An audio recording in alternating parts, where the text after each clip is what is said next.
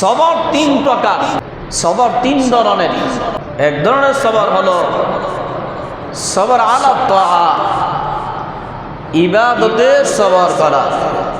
ইবাদত, আল্লাহ তাআলার ইবাদত করতে, নামাজ কালাম সহ সব ধরনের ইবাদত করতে কষ্ট হয়, এটা মন বিরোধী।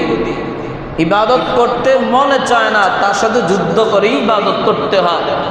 ওই ইবাদত করতে গিয়া ইবাদতে সবর করা, অর্থাৎ মনে যে চায় না, মন চাচ্ছে ইবাদত ছেড়ে দিই, করব না, ওই মনের সাথে বিরোধিতা করে ধৈর্য ধারণ করা ইবাদতের উপর, এটা হলো সবর আলা তাআ, ইবাদতে ধৈর্য ধারণ করা।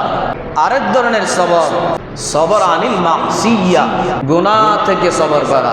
বারবার মন চায় গুনাহ করতে, নফস বারবার বলে গুনাহ করার জন্য ওই নফসের সাথে যুদ্ধ করে, জিহাদ করে, বারবার নিজকে কন্ট্রোল করা যে না আমি করব না, বারবার কন্ট্রোল করা, গুনাহ থেকে ধৈর্য ধারণ করে নেকের উপর থাকা, গুনাহ না করা, এটা একটা সবর, সবর আনিল মাসিয়া।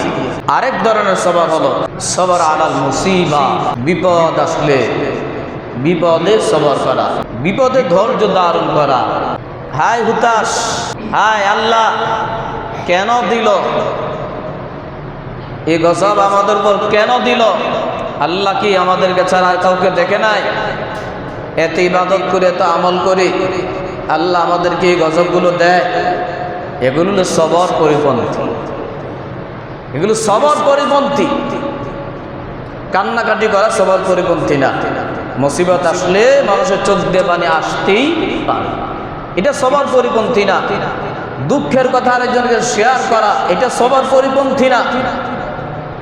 এমন কথা যেন, এমন আচরণ যেন নিজ থেকে না হয় যে কথা আর আচরণটা সরাসরি আল্লাহর নাফরমানি হয়, ওইটা হলো সবর পরিপন্থী।